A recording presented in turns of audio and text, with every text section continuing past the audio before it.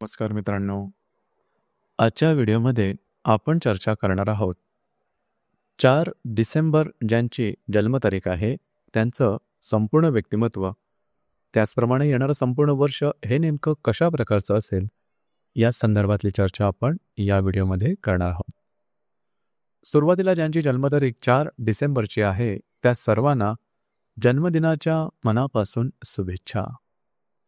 येणारं संपूर्ण वर्ष हे तुमच्या सर्व इच्छा आकांक्षा पूर्तीचं ठरो हीच आमची सदिच्छा. यांच्या व्यक्तिमत्वाबद्दल सांगायचं झालं तर अतिशय आधुनिक अशा प्रकारचं यांचं व्यक्तिमत्व असतं. आधुनिक फॅशन करणं यांना फार आवडतं. जगापेक्षा काहीतरी वेगळं करावं, वेगळं असावं अशीच इच्छा यांच्या मनात असते. मात्र जगाचे जे काही मापदंड असतात त्यावर चालणं मात्र यांना जमत नाही. स्वतःची वेगळी वाट हे तयार करतात आणि त्यामुळेच यांच्या स्वभावात एक वेगळाच विक्षिप्तपणा तुम्हाला जाणवेल. तरेवाईक पुन्हा सुद्धा दिसून येईल.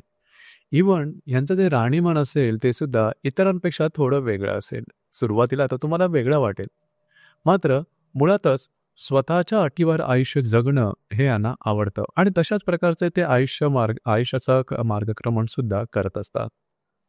यांची वाणी, बोलणं हे सुद्धा विक्षिप्त असतं, वेगळं असतं, 4 चौघांपेक्षा वेगळं असतं, मनाला लागणारं असतं. कधी कधी तिखट कडवट शब्दांचा वापर सुद्धा जास्त प्रमाणात असतो.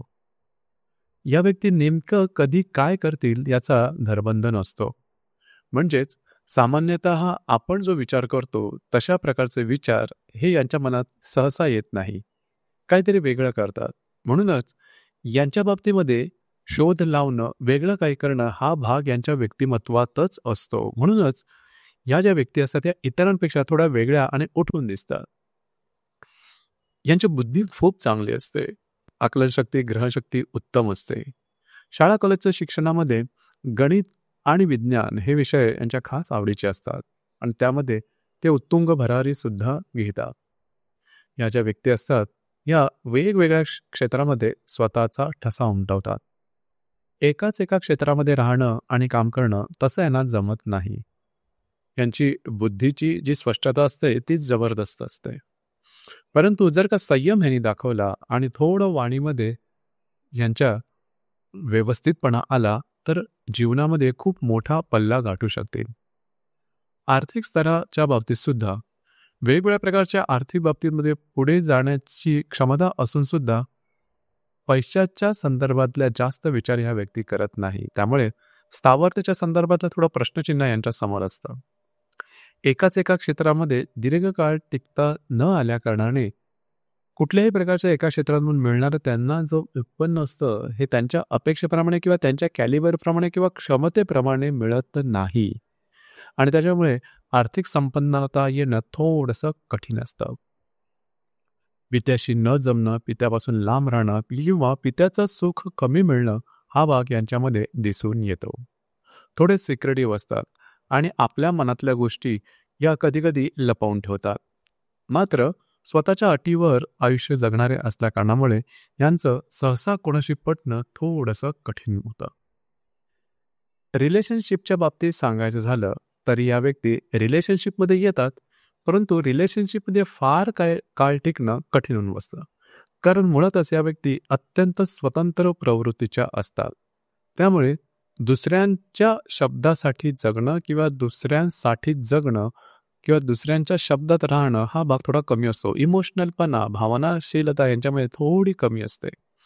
त्यामुळे रिलेशनशिप बऱ्याच प्रमाणात किंवा बरेचदा रिलेशनशिप होऊ शकतात किंवा होतात रिलेशनशिप. वैवाहिक जीवनामध्ये सुद्धा अशाच प्रकारचा काहीसा अनुभव असतो. त्याच्यामुळे वैवाहिक जीवनामध्ये हे थोडेसे अपयशी ठरण्याची शक्यता असते. मात्र निश्चित की ह्या ज्या व्यक्ती असतात त्या जीवनाचा संपूर्ण आनंद स्वतःच्या माध्यमातून घेतात. ही थोडी वेगळी गोष्ट आहे, परंतु होते मात्र निश्चित. पूर्णपणे स्वतंत्र व्यक्तिमत्व यांचं दिसून येतं. आरोग्याच्या संदर्भामध्ये सुद्धा लागणं, कापणं, खरचटणं, फ्रॅक्चर होणं, ॲम्प्युटेशन अशा प्रकारचे काही अनुभव यांच्या बाबतीत येऊ शकतात किंवा येतात. येणारं संपूर्ण वर्ष म्हणजेच एप्रिल 2025 पर्यंतच्या कालावधीमध्ये या कालावधीपर्यंत विवाह जुळणं, प्रत्यक्ष विवाह होणं, उत्तम लाभ मिळणं, प्रलंबित कामं मार्गी लागणं, अशा प्रकारचे काही अनुभव निश्चित येतील.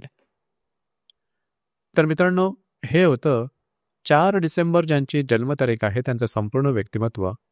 त्याचप्रमाणे येणारं संपूर्ण वर्ष हे नेमकं कशा प्रकारचं असेल या संदर्भातली विचार. धन्यवाद.